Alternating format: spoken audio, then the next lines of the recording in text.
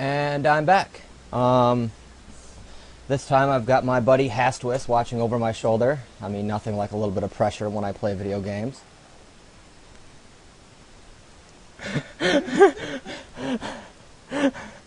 Apparently, I think we're going to turn this into a comedy version of this now. He's still not a big fan of these playthrough things, so he's not in the Christmas spirit. Anyway, as you see, they're trying to read the book, but they can't really read anything of it.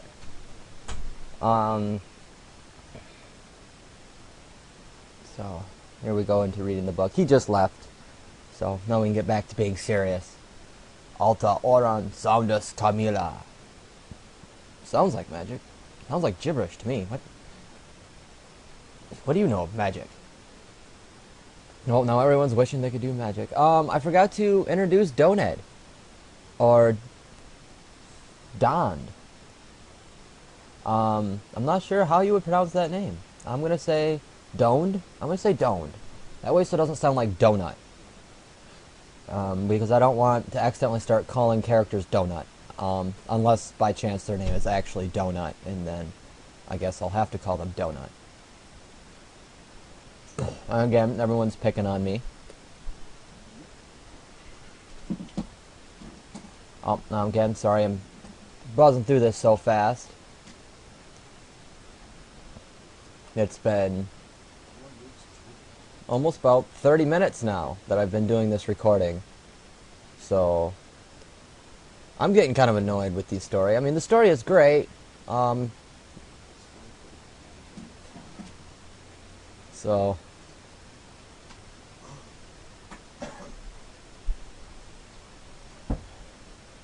well, everyone's got to leave, so Mute's going to go take his book, and, well, I guess we'll see him at school tomorrow. As you can see, our brother, Doned, is in a wheelchair. So, it kind of adds to the fact that he's got some medical condition wrong with him. You know, everyone's going to leave the room for one reason or another. And we basically get to watch the extended opening now. Because if you saw the beginning, this was almost the exact same opening.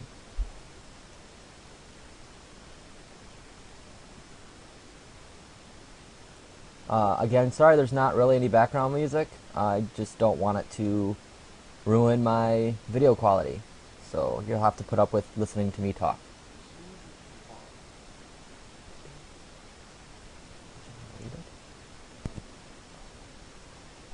Oh, and what's happening?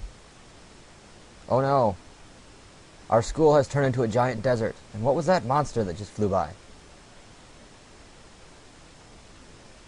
Again, with the changing. And funny looking creatures.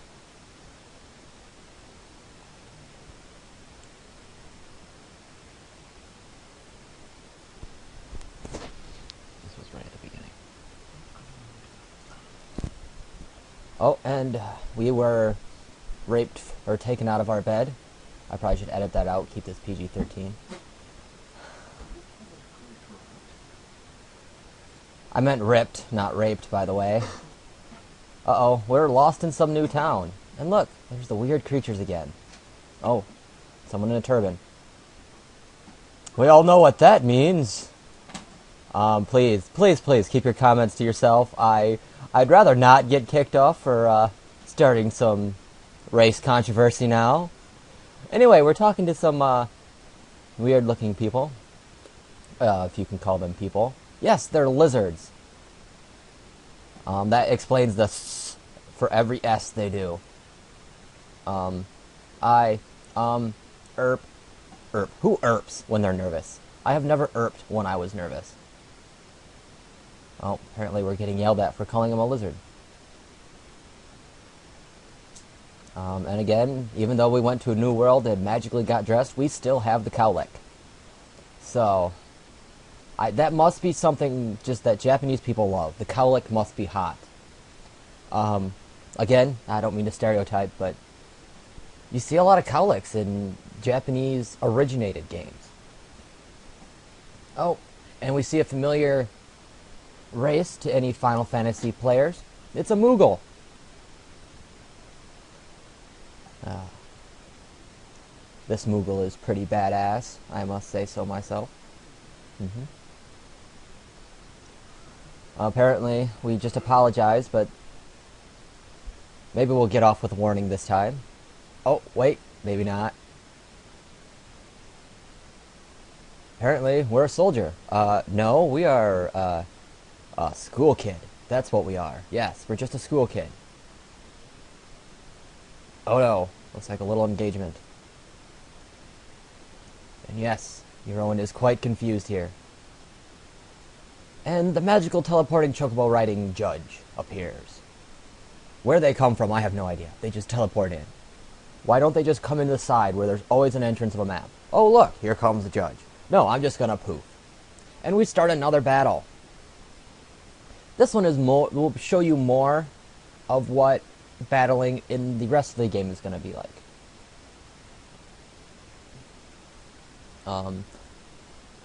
Our Moogle friend, Mont Blanc here, is explaining the rules of the judge, who teleported in, and laws.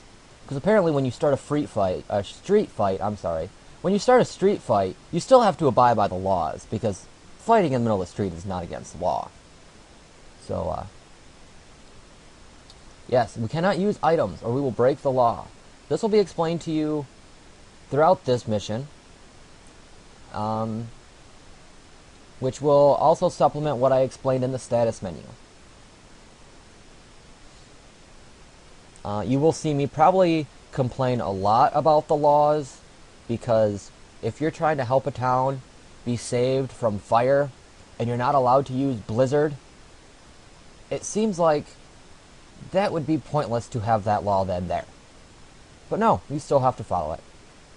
And you'll see what I mean later. There is a mission that's similar to that. And here we go. Again, we have the same commands as normal, but this time we have regular fight, which, if I click fight, as you can see, he is a melee unit for right now. I will be changing his class because I do not like having Urowen a fighter. He can only hit squares adjacent to him. We also have the special abilities Battletech. The only one we have right now is First Aid, which if you hit the select button, it tells you what it does. It's nice if you really have no ailment cures, or if you're a little low on health. It doesn't heal a substantial amount, but if you're poisoned or debilitated or any other thing, then and you don't have the item to fix it, First Aid does wonders. Or, for instance, as Hast was brought up to me right just now, if you can't use items. So, we are going to stab this lizard in the back. Yes, I called you a lizard. Shka! I forgot to show you the actual damage difference for attacking someone in the back and in the front and the side. So maybe I'll do that. I should be able to get around that next turn. And I'll also go over classes more as I use them. I need to get some references on certain stats and such as that. Oh, as you see, Mont Blanc is a green character on his name bubble. That means that he actually is an ally, but we can't control him. And he is a black mage. I will explain that class more later when I can actually control it and show you. As you see, every action we take, we get experience. Here we go. If you attack anybody face on, again, you have lower percentage of hit, and he's only going to do 20 damage. But, and if it weren't for the fact that judges are big and fat and always in the way, I would show you what it's like to attack from behind damage. But I do believe you do more damage if you do go from behind. Like I said, if it weren't for this big fat judge, I would show you. So, again, you don't have to move right away. You can purvey the screen, and I'll do just that. is I'm going to take out this Banga so I can show you another cool feature about battling. Whooshing! Death! Death to the lizards! Oh, what's that? The judge just gave us something. Knockout verified. 1 judge point. Yes, every knockout you get a judge point. These are used for combos. You really won't see combos until farther in the game, because they made the weapons that you need to get the ability combo like extremely expensive and about halfway through the game. So you only ever really get one character with the combo ability, and that is in fact Urowen. They also have another purpose, but that will be revealed to us farther in the storyline. So now it is 1 soldier versus 1 lizard versus 1 black mage teddy bear with a ball on his head. I think they're teddy bears. They're teddy bears with rabbit ears. So I guess, I don't know. They're Moogles. I mean, what else can you say? They're Moogles. Nice hit of damage. That leaves him with 8. So I will see if I was in fact correct. 20 damage to the side. Or we can stab him in the back. Oh, I guess not. I was mistaken. I am sorry for that, guys. It is the same damage regardless. It is just the percentage of hit. And we will knock him out too, gain some little experience, and get us yet another judge point. Whew, that was exhausting. No, it wasn't. You didn't even get hit once. You ran around, killed everybody. There's no exhaustion there. Oh, and this Banga is going to use a potion, which is, in fact, an item, which is against the law. The judges don't make this much of a hoo-ah when you break the law. They don't have this nice little speech they do every time. They just kind of whistle at you and run to you and hand you a card.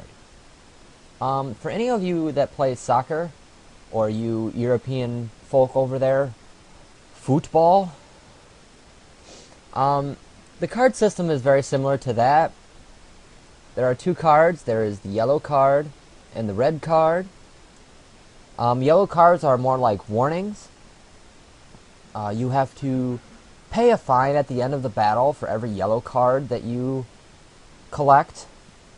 But if you collect a red card, as you saw just now, it actually just sends your character straight to jail. Yes, they can go to jail, and yes, that sucks.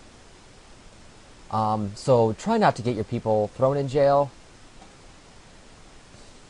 It's telling us where the prison place is. Brom? Prison? What have I gotten myself into? Well, this is one hell of a dream, Urowen. One hell of a dream. I'm actually running low on time again.